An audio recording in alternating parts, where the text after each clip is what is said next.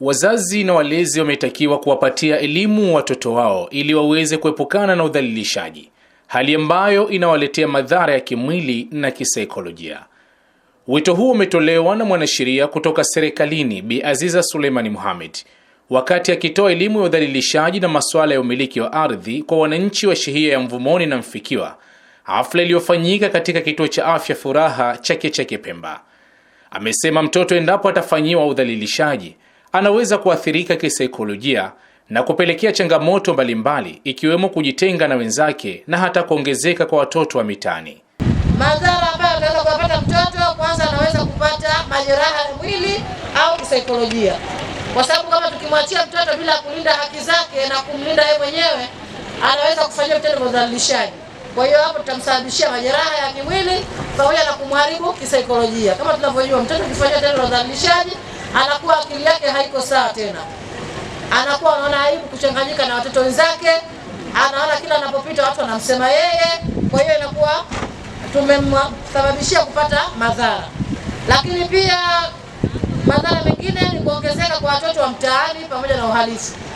Kama wazazi hatutowajibika katika kuwapeleka watoto shule na kuwapatia elimu, basi tutaongeza watoto wa mitaani wanaozurura kwa wingi. Yengine ni kuongezeka kwa utoro na kushuka kwa kiwango cha elimu. Hayo ndio madhara ya kuvunja haki za mtoto, kwa sababu tumemkosesha haki yake ya kwenda shule. Mtoto haendi shule, lakini mzazi humuulizi kwa lolote. Kuhusu swala la ardhi, Bi Aziza amesema jamii ina wajibu wa kuitumia ardhi kwa matumizi maalum yaliyoidhinishwa na serikali, sambamba na kutunza mazingira ya ardhi ambayo anaimiliki. Mwenye ardhi ana wajibu wa kuitumia ardhi kwa matumizi yaliyoidhinishwa na serikali, lakini vile vile ana wajibu wa kuitunza mazingira ya ile ardhi ambayo anayo. Yengine ana wajibu wa kulipa ada na tozo zinazotakiwa kisheria, kwa sababu hata kama ardhi unayo, lakini bado una wajibu wa kulipa ada. Na ndio maana tukitaka jenga tunatakiwa tukate kibali cha ujenzi, hata kama ardhi ni yako, lakini unatakiwa ukate kibali cha ujenzi, kwa sababu yale matumizi ya ardhi sasa ndio unatakiwa ufuate taratibu na sheria zilizowekwa. Kwa upande wao, wasaidizi wa sheria kutoka wilaya ya Chake Chake wameitaka jamii kufuata taratibu zilizowekwa katika kufuatilia haki zao, hasa yanapotokea masuala ya udhalilishaji. Udhalilishaji ni udhalilishaji na udhalilishaji ni udhalilishaji. Ikiwa ni mwana wa mkubwa, naye ana haki ya kuwajibika, na ikiwa ni mwana wa mdogo anayo haki ya kuwajibika. Utakapokwenda apeleka kesi yako, kama kweli kafanya mkubwa na mwanawe kashamsafirisha, naomba fuatilia moja kwa moja mpaka upate haki yako. Na kama utashindwa, wasaidizi wa sheria twajitangaza kama tupo tume pale ndipo tulipo. Kwa hiyo njoo tukusaidie ili mtoto apate haki yake. Ikiwa limetokea hilo katika sheria hii, na ikiwa halijatokea litakapotokea, twawaomba hili liwasilishwe, tulifanyie kazi kwa haraka. Kwa sisi nadhani kwanza hata tusisubiri mikutano kama hii, kwa sababu nitarajia mwananchi ambaye analalamika kwanza aseme nilikwenda kwa naibu sheha, nilikwenda kwa sheha, nikaenda kwa mkuu wa wilaya, bado sijapata ufafanuzi. Kwa hivyo kama hujapita jambo la mwanzo kabisa, na shauri tupitieni katika hizi njia. Serikali imetokea maksudi ili kupunguza gharama sasa za kwenda mjini, na ukizingatia hivi sasa bei ya daladala na bajaji nayo iko juu. Lakini zaidi hasa linalotukwaza jamani ni udhalilishaji. Uzazi bado ungaliko na roho za kuuma, kwa sababu mtu akizaa mwanawe huwa tegemea ajawe mwenziwe. Leo udhalilishaji ukitokea, waumia kwa kweli. Ni kweli wanawake wenzangu? Ni kweli? Udhalilishaji upo? Tupo tayari kuondoa? Sheha wa shehia ya Mfikiwa Bi Mkubwa Rajab amewaasa kina mama kutofumbia macho endapo wakiona mwenendo mbaya wa mtoto wao wa kike, huku askari shehia kutoka shehia Mvumoni Shehe Kasim Bakari akisema kesi nyingi zinazoripotiwa zinatokana na mwanamke kupigwa picha akiwa katika hali ya utupu na kutumwa katika mitandao. Wewe ndio unaotoka kwenda mjini ukamtafutia mtoto wako nguo ya mbano, nafanya kibao ukamwambia imekupendeza, hebu nenda zako Furaha. Mtoto huyo anakwenda zake Furaha, anarudi saa 4, wewe mama. Lakini wewe mama, baba yumo ndani, na kina baba na nyie una wajibu wa kuhoji. Lakini wewe kina baba, kwa vile mtoto huyo anamwambia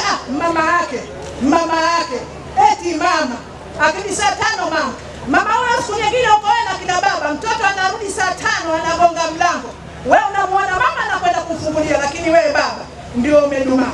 Kwa hivyo mimi hapa ndipo ninapopataka kwenye suala hili la udhalilishaji. Akina wanawake wenzangu, akina mama tunachangia. Lakini akina mama nyinyi, kwa nini msiwape watoto wenu elimu? Kwa nini muwafiche? Lakini akina baba vile vile, kwa nini muwafiche watoto wenu? Hususan pale wanapofikia eji ile za vijana rika, ana umri wa miaka 15, 16, 17, anaweza kufanya matendo bila kutarajia. Lakini mama, kwa nini usimwite mtoto wako? Unapojipiga picha ukaweka mtandaoni, ni kwamba wewe unajiweka katika mazingira hatarishi. Lakini pili, katika lalamiko kubwa ambalo sasa polisi wanalipata ni watu kupigwa picha. Mimi niseme si wanalipiga wenyewe wakiwa uchi ama wanapigwa wakiwa uchi. Ukishapigwa picha ukiwa uchi, ukijipiga mwenyewe, kuna wengine na wapenzi wao hapa wanawatumia hao wapenzi wao picha hizo baada ya kujipiga wakiwa uchi. Shida yake mpenzi yule, msiku mtakayogombana, mtakayokosana Kiswahili, zile picha anazituma kwenye mtandao au anatumia watu wengine, au kwenye Facebook huko unazikuta, ama kwenye Instagram, unaanza kudhalilika. Na wananchi wa shehia hizo wamesema serikali iweke sheria ambayo itawabana wanawake pindi anapotokea makosa ya udhalilishaji, kwani walio wengi wanatumia fursa hiyo kuwakandamiza wanaume. Sisi tunashiriki ushahidi kwa hali zote. Lakini leo wewe mwanao anakuja mbaka mtoto wangu, wewe ni kiongozi wa shehia. Kesho mwanao unasafirisha.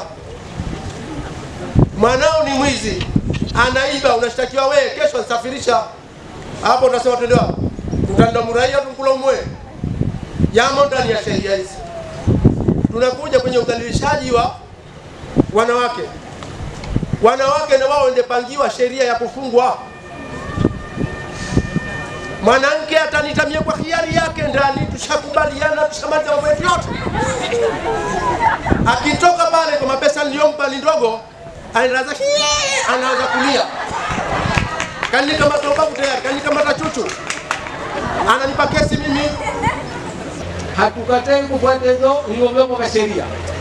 Lakini kwa kweli kingowe kimekuwa ni kikubwa mno, na imekuwa ni kikubwa sana. Kwa hivyo jambo jingine, mtoaji mada alisema kwamba ardhi ni mali ya serikali. Sasa kama ardhi ni mali ya serikali, mimi nimekwenda kununua bahati nzuri kwa mtu binafsi, ndiye aliyenuuzia, na mtu binafsi ule tumekwenda kwa sheha, ni milki ya serikali. Sheha pale zamani alikuwa kutumika katika mambo hayo ya mambo ya ardhi. Sasa kanekwa pembeni, tunaambiwa tuikwe twende kwa wanasheria. Wanasheria waliowekwa hawa, sidhani kama wapunguza mzozo hawa, bali waongeza mizozo, kwa sababu masheha walikuwa waenda mpaka eneo vitu wakaoneshana mipaka, ilikuwa ni kuandikiana sawa. Lakini sasa hivi mwanasheria hana hivyo, wanataja mipaka nizio tu. Ukishataja mipaka ni wenzake, kashapata pesa anayotaka kwa 300,000, 400,000, 500,000, hakuna shilingi 100, hakuna shilingi 200 hapo. 500,000, 600,000, 700,000, au eneo la viwanja vitano yeye wewe upate viwili. Unaona? Baadaye hawa wenzako walalamika bado kumchukulia, kumtumegea, halafu ndo ashirikishwe hao.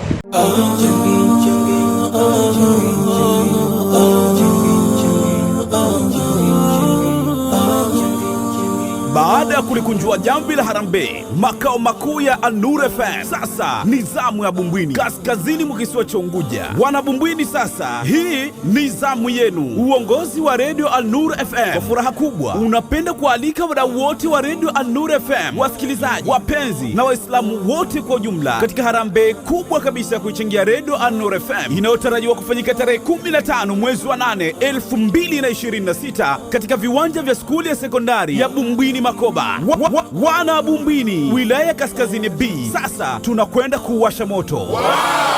An-Nur FM inakukaribisha. Sisi tunasema Bumbwini ni kwetu. Kumbuka, unachokitanguliza mbele ya Allah subhanahu wa ta'ala utakikuta kwa uwezo wake. Una nafasi pia kuchangia kupitia simu namba 0772939393. Jina ni Fatma Aman, au 0715333333.